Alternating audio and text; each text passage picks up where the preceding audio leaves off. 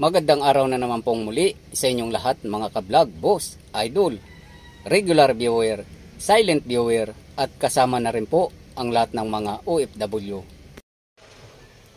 Ang gagawin ko naman po ngayon ay mayroon po akong i-inspection po na air conditioning system po ng Poton mini dump truck. Iba naman po to sa Poton na double cab, kasi yung mga nagdaang video po ay air conditioning din po ang naging issue. So ngayon po air conditioning na naman po ang naging issue nitong Poton na to na mini dump truck. So paanda rin po natin kasi ang complaint po dito ay hindi daw lumalamig at yung condenser fan ay hindi daw po gumagana, pero itong fan motor po, itong blower ay gumagana po siya. So paanda rin po natin kung makikita po natin yung complaint ng driver.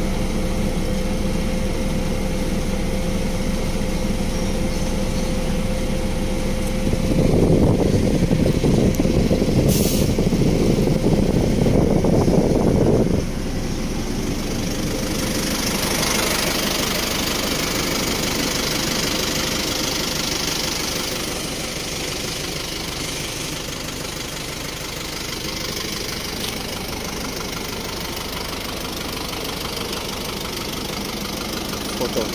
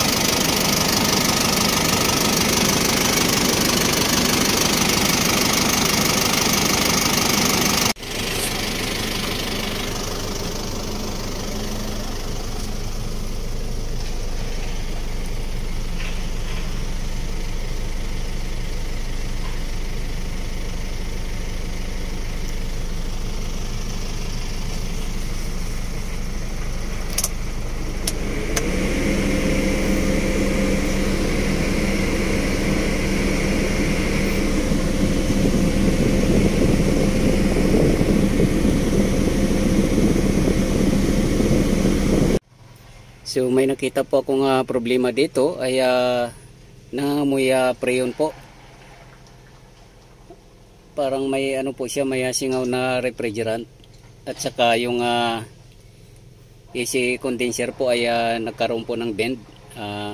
Maaring nagkaroon din po ng problema yon. So talagang hindi po siya lalamig at hindi po gagana yung AC compressor dahil nagkaroon po siya ng singaw. So yung singaw po na yun ay yun po ang magiging dahilan na hindi po mag-activate yung low and high pressure switch po. So itong low pressure and high pressure switch po ay siya po yung nagpo-protect ng compressor at saka pipings po ng AC system. Yung high pressure po ay kapag sobra po yung pressure na nabibuild up po ng compressor ay poprotektahan po niya. Hindi po niya hahayaan na sasabog po yung pipe. At kapag low pressure naman po, yun po yung kapag may singaw yung preyon or refrigerant, so hindi rin po siya mag-activate, hindi niya po pagaganahin yung compressor. Ganun din po yung high pressure switch para wag po masira yung mga pipings at saka yung AC compressor. So ito po yung nakita ko kapag pinapagana ko po yung aircon, yung evaporator dito ay nangangamoy pong preyon or refrigerant. So yan po yung indikasyon po na may singaw po siya. Try po natin. Ito po nangangamoy po siya. Kapag sumisingaw po yung hangin ay masisingot po natin na kakaiba po yung amoy. Yun po yun ng preyon, sumisingaw po siya. So once na bumaba po yung pressure ng preyon, poprotektahan po niya yung compressor, hindi po gagana yung compressor dahil po mayroon po siyang low pressure switch. At kapag high pressure switch naman po ang hindi nag-activate, ibig sabihin po may problema po sa pressure ng preyon or masyado pong mataas, nagbi-build up po. So kapag hindi po mapigilan yun ay sasabog naman po yung mga pipings ng air conditioning. So kaya po dalawa pong magpapangsyon, high pressure and low pressure. Both po ay kailangan po ng air conditioning system. So kaya po kailangan pong ayusin po muna yung sira po, yung singaw. Yung singaw po ay dahil nandito po yung nangangamoy. So ibig sabihin po yung AC evaporator po, yung po yung may singaw or may sira or mayroon pong mga o-ring na sumisingaw. So yun po muna ang i-rectify. So pinakamainam po to muna ay idadalhin po sa aircon shop. Doon po siya papapalitan para ma-check po yung evaporator kung saan po yung leaking. So pag natapos po yung malagyan po ng ma-rectify na po or maayos na po yung mga singaw na yan, doon pa lang po gagana yung switch na yon. So actually po hindi po sira yung switch na yan. Gagana po yan kapag may pressure na po or tama po yung pressure na i-build up ng compressor. So hanggang dito na lang po muna ang video kong ito. Please like, subscribe na lang po and hit notification bell para sa susunod na mga video. God bless all po.